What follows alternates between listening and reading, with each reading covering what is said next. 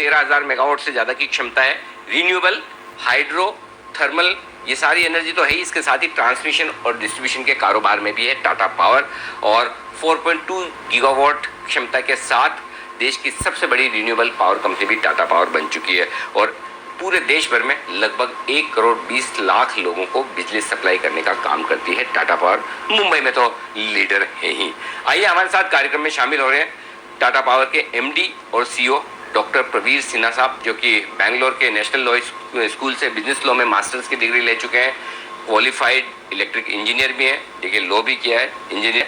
Power sector का 30 सालों से ज़्यादा का आप गहरा अनुभव रखते हैं और टाटा पावर दिल्ली डिस्ट्रीब्यूशन के एमडी और सीईओ रह चुके हैं और विदेशों में भी कई जगह आपने सेवाएं दी है। सिन्हा साहब, स्वागत है आपका। सबसे पहले धन्यवाद हमारे लिए वक्त निकालने के लिए। पहला सवाल मैं आपसे वही लेना चाहता हूं जो इस वक्त की बड़ी खबर है। थोड़े दिनों में पहले हमने ये सुना है और समझा भी है कि क्योंकि देश भर में इस वक्त पावर की बड़ी शॉर्टेज होती हुई दिख रही है, तो आपका जो मुंद्रा वाला प्लांट है, क्या वहां से आप पावर एक्सचेंजेस को अलग से पावर बेच पाएंगे चूंकि शॉर्टेज है? इसके बारे में जरा सा अपडेट दें सर। नमस्कार अनिल जी, और बहुत बहुत धन्यवाद फॉर द इंट्रोडक्शन।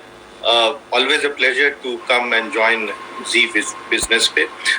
तो जो आपने पॉइंट रेज किया है, बहुत इम्पोर्टेंट मुद्दा है कि पावर डिमांड इंक्रीज हो गया है।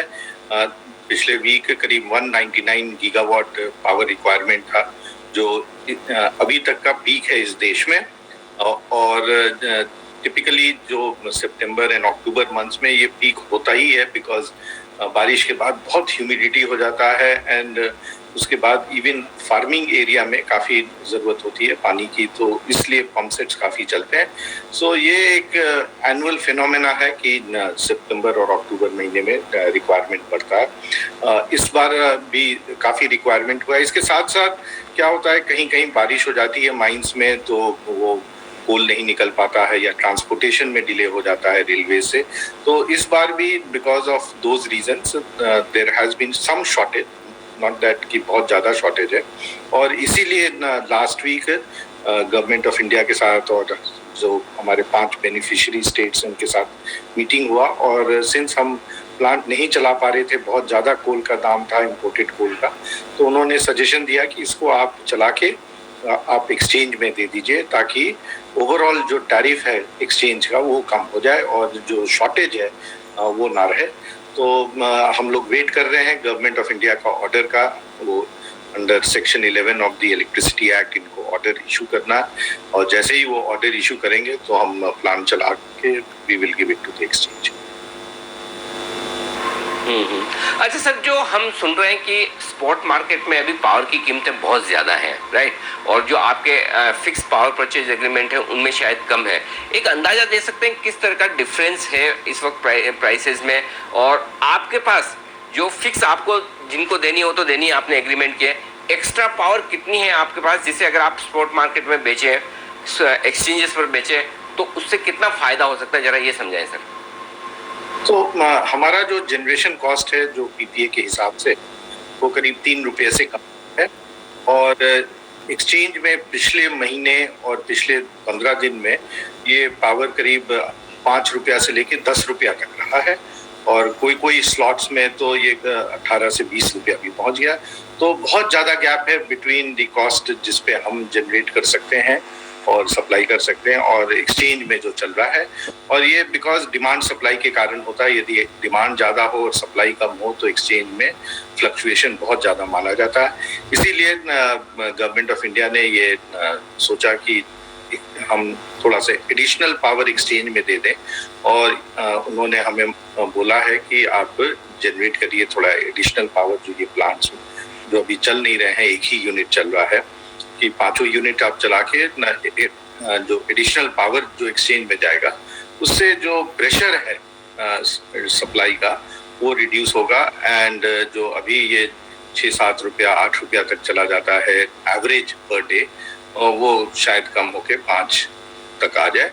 सो ये सबके हित में होगा, कंज्यूमर्स के हित में होगा, स्टेट्स के हित में होगा, और हमारे हित में भी होगा, क्योंकि हमारे पास भी कोयला पड़ा हुआ है और हम ये प्लांट चला के बिजली उत्पादन कर सकते हैं और अपने कंज्यूमर्स को दे सकते हैं। जी, तो सर आप जब कह रहे हैं कि आपके पास कोयला पड़ा हुआ है, जो अभी हम खबरें पिछले हफ्ते भर से तो खास तौर से ज्यादा हो रही है कि हर जगह ये खबरें आ रही कि भाई कोयले की कमी है, कोयले की कमी है।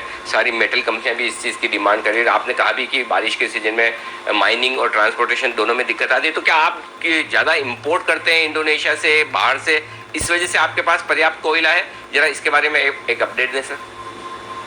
बिल्कुल, ये हम इंपोर्ट करते हैं और इंपोर्ट करके हमने रखा हुआ था चलाने के लिए, लेकिन प्राइसेस जो इंपोर्टेड फूड का बहुत ज़्यादा बढ़ गया है और जो हमारा जो एग्जिस्टिंग पीपीए था उसमें वो पास थ्रू नहीं था। सो इसी कारण से हम चला नहीं पा रहे थे, क्योंकि बहुत ज़्यादा गैप है, बहुत ज़्यादा अंडर रिकवरी है।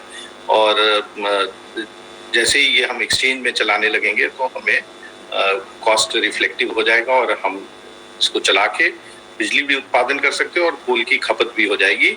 सो ये एक विन विन सबके लिए है और इसीलिए गवर्नमेंट को हमने ये सजेशन दिया था और गवर्नमेंट इस पे कुछ ऑर्डर लेके आने वाली है। ओके, अच्छा सर, एक और चीज इलेक्ट्रिक व्हीकल्स को लेकर, जहाँ तक मुझे पता है आपके भी चार्जिंग बिजनेस को लेकर वहाँ पर कुछ बड़े प्लान्स हैं। मार्केट भी एक्साइटेड है कि आप उस स्पेस में जाने के तैयार हैं। उस पर एक बार बताएं सर, कहाँ तक काम पहुंचा है, कितना इन्वेस्टमेंट आप करने की सोच रहे हैं, क्या प्लान्स हैं? सो आज के दिन में करीब 1200-1300 चार्जर्स, पब्लिक चार्जर्स लगे हुए हैं देश में। उसमें से 50% हमारे चार्जर्स लगे हैं, टाटा पावर के चार्जर्स लगे हैं और ये अलग अलग सिटीज में है। करीब 100 सिटीज में हमारा फुटप्रिंट है अभी। और हम लोग कोशिश कर रहे हैं कि सिर्फ सिटीज में ही नहीं, बड़े सिटीज में ही नहीं, बट इंटरसिटी ट्रैवल है, जैसे बॉम्बे से पूना जाना है या दिल्ली से जयपुर या दिल्ली से पटियाला जाना है, चंडीगढ़ जाना है, जहाँ भी आप ट्रैवल करना चाहते हैं, और हाईवेज पे भी हम लगाए। हम लोग का टाई अप है HPCL के साथ, IOCL के साथ और भी बड़े सारे जो लैंड ओनर्स हैं in these locations, municipal corporations हैं, उनके साथ भी हमने टाई अप किया हुआ। तो ये एक फैसिलिटी प्रोवाइड किया जा रहा है ताकि लोग मूव कर पाए इलेक्ट्रिक व्हीकल की तरफ। आप जानते हैं कि पूरे दुनिया में क्लाइमेट चेंज बहुत बड़ा मुद्दा हो गया है और पोल्यूशन के कारण, जो व्हीकल पोल्यूशन है उसके कारण देयर इज अ मूवमेंट कि लोग कंज्यूमर्स इलेक्ट्रिक व्हीकल की तरफ जाए। तो हमारा ये इस एरिया में सपोर्ट है और टाटा पावर ने प्लान किया है कि अगले 5 साल में करीब हम 10,000 EV चार्जर्स लगाएंगे पूरे देश में। और किसी को भी कहीं से कहीं ट्रैवल करना हो, शहर के अंदर ट्रैवल करना हो, शहर के बाहर ट्रैवल करना हो, उनको ये किल्लत नहीं हो, ये मुश्किल नहीं हो कि हम चार्ज कहाँ करेंगे।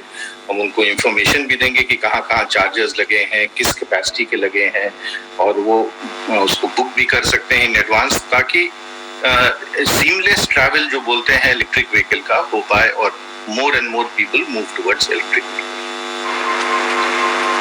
अच्छा सर, ये तो हमें पता ही नहीं था। बड़ी इंटरेस्टिंग इन्फॉर्मेशन आपने बताई कि 1200 करीबन चार्जिंग स्टेशन जो लगे उसमें से 50% आधे टाटा पावर के हैं। ये तो बड़ी इंटरेस्टिंग बात है कि आप ईवी चार्जिंग में इतने एग्रेसिवली इतने आगे बढ़ रहे हैं। अच्छा, एक और चीज सर पूछना चाहता था, जो अभी सरकार ने बड़ी घोषणा की, वित्त मंत्री जी ने, नेशनल मोनेटाइजेशन पाइपलाइन NMP, लगभग 85,000 करोड़ के एसेट्स हैं जो पावर ट्रांसमिशन में भी, पावर जनरेशन में भी, जिनका मोनेटाइजेशन करने की सरकार की तैयारी। आपकी कंपनी सोची इसमें कुछ पार्टिसिपेशन करने के बारे में कि जब ये सामने आएगा तो आप भी कुछ न कुछ इसमें पार्टिसिपेट करेंगे, कुछ भाग लेंगे, कुछ इसमें बिजनेस अपॉर्चुनिटीज निकल सकती है सर? बिल्कुल, और हम लोग एग्जामिन कर रहे हैं कि जो भी एसेट्स गवर्नमेंट उनको मोनेटाइज करना चाह रही है उसमें हम पार्टिसिपेट करें। सिर्फ इसमें एक ही कैविएट है कि हम कोल बेस्ड एसेट्स पे नहीं इन्वेस्टमेंट करेंगे। 2 साल पहले टाटा पावर ने एक बहुत अहम कदम उठाया था कि no fresh investments in coal based assets.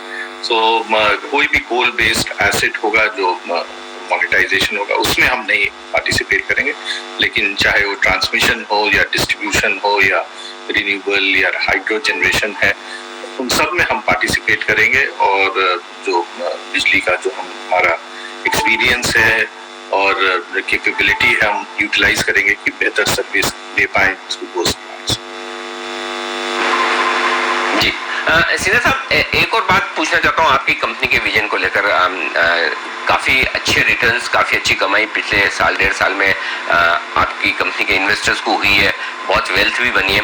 अब लोग जानना चाहते हैं अगले 3 साल में या 5 साल में आपका क्या विजन है इस कंपनी को लेकर, कितनी बड़ी ये कंपनी हो सकती है, किस स्पेस में हो सकती है। जैसा आपने जैसा अभी इंडिकेशन दिया कि आपको कोयले वाली एसेट्स में थोड़ा फोकस कम है, क्या रिन्यूएबल में कहीं और, किस किस बिजनेस में किस तरह से आप ग्रोथ देख रहे हैं, और 3 या 5 साल में कितनी बड़ी कंपनी बन सकती है टाटा पावर? पिछले 1 साल में आपने देखा होगा कि हमने काफी फोकस किया अपने रिन्यूएबल बिजनेस में, और रिन्यूएबल में चाहे वो ईपीसी हो, मैन्युफैक्चरिंग है, या utility scale, rooftop solar, solar pump, तो ये सब बिजनेसेस काफी तेजी से बढ़ रहे हैं। आज हम करीब 4200 मेगावाट का रिन्यूएबल है, ये करीब 15 गीगावाट हो जाएगा बाय 2025-26। सिमिलरली हमारा रूफटॉप सोलर जो अभी करीब पिछले साल करीब 600 करोड़ का इसका रेवेन्यू था, ये भी करीब 10 टाइम इंक्रीज हो जाएगा इन नेक्स्ट 3 to 5 years। और सिमिलरली हमारा जो सोलर पंप्स का है, सो ऑल दीज बिजनेसेस ये काफी तेजी से बढ़ रहे हैं। लास्ट ईयर हमने डिस्ट्रीब्यूशन में भी काफी अहम कदम उठाया, जबकि हम ईसा डिस्ट्रीब्यूशन कंपनी ले लिए। फ्रॉम जस्ट 30 लाख कंज्यूमर से हम 120 लाख कंज्यूमर हो गए हैं, और उम्मीद कर रहे हैं कि जैसे ही कि ये पार्लियामेंट अप्रूव कर दे जो डी लाइसेंसिंग ऑफ डिस्ट्रीब्यूशन, तो हम पूरे देश में डिस्ट्रीब्यूशन का अपॉर्चुनिटी देखेंगे और आप पार्टिसिपेट करेंगे। सो काफी ग्रोथ है प्लान्स हमारे, और जो जिस तरह से आपने देखा है कि पिछले साल भी हमारा रेवेन्यू बढ़ा है, और इस साल भी हमारे जो नए इन्वेस्टमेंट्स हुए हैं उनका रिटर्न्स आना शुरू होगा, उनका रेवेन्यू आना शुरू होगा। तो काफी मतलब growth is expected in the next 3 to 5 years।